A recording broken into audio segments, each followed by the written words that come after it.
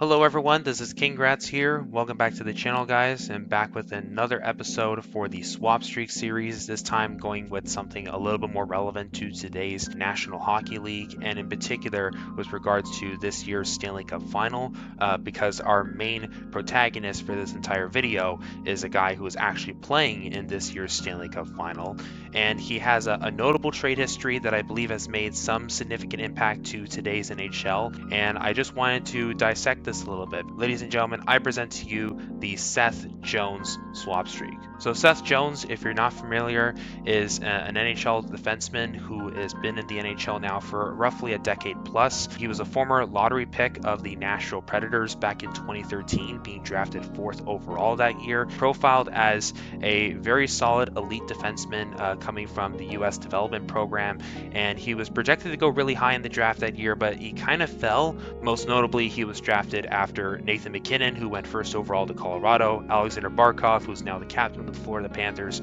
at number 2, and Jonathan Drouin, who went number 3 to Tampa Bay. For Jones, his career in Nashville was pretty short, didn't really go well for him, and the team was sort of mired in a state of mediocrity at the time, so things didn't really pan out well, and Jones didn't really live up to the hype of being a 4th overall pick, and he needed a major change of scenery, and as a result we get to our first trade. So in the middle of the 2015-2016 NHL season, Seth Jones was traded in a 1-for-1 swap to the Columbus Blue Jackets for Ryan Johansson. Johansson profiled as a prolific center who can be a very good scorer, and he quickly transitioned into a primary playmaker with Nashville. I would argue that this was probably a win-win trade in hindsight because of the fact that both of these players made significant contributions to both organizations. For Johansson, he became an efficient playoff performer, most notably having 13 points in 14 playoff games in 2016-17 and helping the Nashville Predators reach the Stanley Cup Final that year as a Cinderella squad. And for Seth Jones, he would quickly develop into a number 2, number 1 defenseman in Columbus, major career highs as the years followed.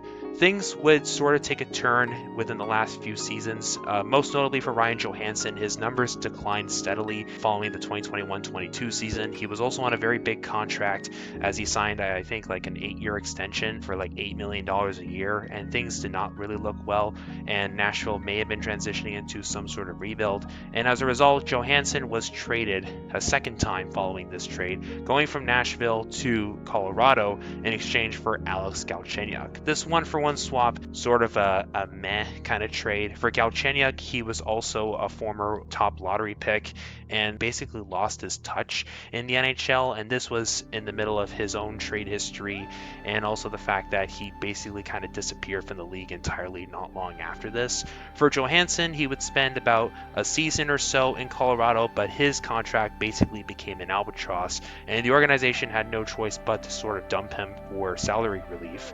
And so Johansson was traded once again, this time to the Philadelphia Flyers, along with a 1st-round pick in 2025, which was conditional, by the way, in exchange for Sean Walker and a 5th-round pick in 2026. Sean Walker at the time was a huge trade bait at the deadline. The 5th-round pick in 2026 is still in possession of the Avalanche, and the Flyers would promptly buy out Johansson's remainder contract, basically about 2 years left because the contract was supposed to expire at the end of the 2024-25 season, and they still hold this 1st-round pick, which essentially was lottery protected from Colorado, and the Avalanche made the playoffs this year, so Philadelphia is going to get this pick no matter what. For Walker, he also left Colorado in free agency, going to Carolina, where he currently resides, so that pretty much ends the line right there. Moving on to Jones, his career would take a major turn. As I mentioned, his numbers would continually improve as time went by for him in a Blue Jackets uniform. Most notably, he made contributions in 2018-2019, helping that team make the playoffs and pull off one of the biggest upsets, helping the team upset in a 4-game sweep the President's Trophy winning Tampa Bay Lightning. And the momentum sort of carried over, but that was really kind of the best they ever did. They were a 2nd-round exit in 2019, and fast forward about 2 years later, and Jones was on the move again, this time with Columbus being a little bit more opportunistic. They traded Seth Jones to the Chicago Blackhawks. In exchange, they got back Adam Bokvist, 2 first-round picks, one in 2021 and 2022, and a second-round selection in 2021. And Jones, along with a first-round pick in 2021 and a sixth-round selection in 2022. At the time, this trade was mostly because of the fact that Jones wasn't going to sign a long-term extension in Columbus and he wanted to get paid, and Chicago was desperately hoping to maintain their contention window. They gave him a huge contract extension of I think $9.5 million a year until the end of the 2020 decade. The first round pick in 2021 that went to Chicago turned into Nolan Allen, who I believe is a defensive prospect for Chicago.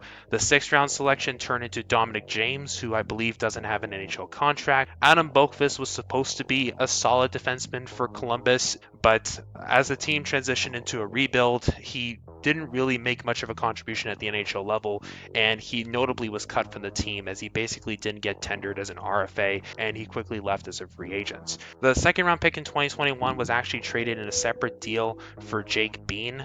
Jake Bean was supposed to be also an improvement on the depth for Columbus, who also had a decent offensive touch if they were able to tap into it, but things didn't really pan out in the long term, and Jake Bean left to Calgary as a free agent, while the second round pick that went to Carolina was used to select Aleksi Heimosalmi, who has spent the last couple years in Liga in Finland, but most recently this year he actually made it to North American ice and played the entire year in the AHL. This trade looks like a disaster for Chicago no matter how you see it. For Jones, his production would steadily decline not long after he arrived, and the Blackhawks quickly transitioned into a rebuild because the team basically stunk, and the two first round picks they gave up to get Jones were unprotected, and the Blue Jackets used them to select Cole Sillinger and David Jiricek. Both of these guys being high-end lottery picks, Sillinger being a forward, Jiricek being a defenseman, and both of these guys did make some notable contributions to the NHL. Sillinger at this point in time has been a very solid 30-35 point guy in Columbus and is seen as at least one of the integral pieces of their current rebuild. For Jiricek, things didn't really pan out as well. He was projected to be a good offensive defenseman coming out of Czechia, but he didn't get a lot of playing time because the organization prioritized him getting developed at the AHL level. He basically wanted more time in the NHL, and because the team wasn't going to give that to him, he requested a trade. So David Jiricek was traded to the Minnesota Wild along with a 5th round pick in 2025. In exchange, the Blue Jackets got back Demon Hunt, a conditional 1st round pick in 2025, a 2nd in 2027, a 3rd and a 4th in 2026. For Jiricek, he is still with the Wild organization right now and is still seen as a big part of their future, but he didn't really get that playing time he was asking for. I think he played 6 NHL games this year. The 5th round pick never got traded from Minnesota. And for the Blue Jackets, Demon Hunt currently doesn't have an NHL contract as he was not renewed by Columbus, and they still own all of these draft picks. Now, going back to Seth Jones, the Blackhawks organization basically transitioned into a full-on rebuild, and Jones basically had no choice but to live through it for the last couple of seasons.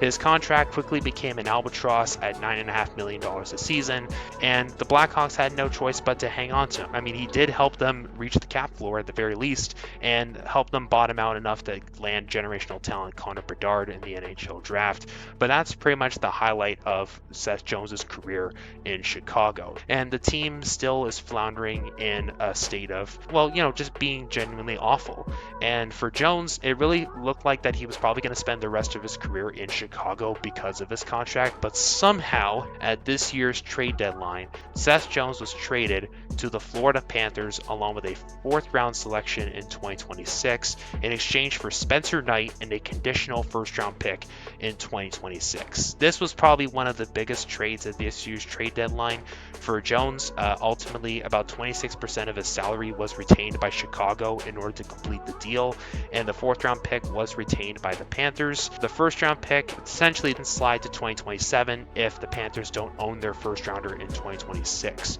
Spencer Knight also profiles as now the top goalie in Chicago's depth charts to be one of the better goalies in Chicago's system, and most likely will become their starting netminder over the next couple of years. So it'll be nice to see how he develops. For Jones, he quickly transitioned into a top 4 defensive role and maybe a more sheltered position for Florida this year, and he's helped them contribute significantly in this year's playoff run, putting up some pretty solid numbers throughout the postseason. And now he is, as of me making this video, 1 win away from winning his first ever Stanley Cup.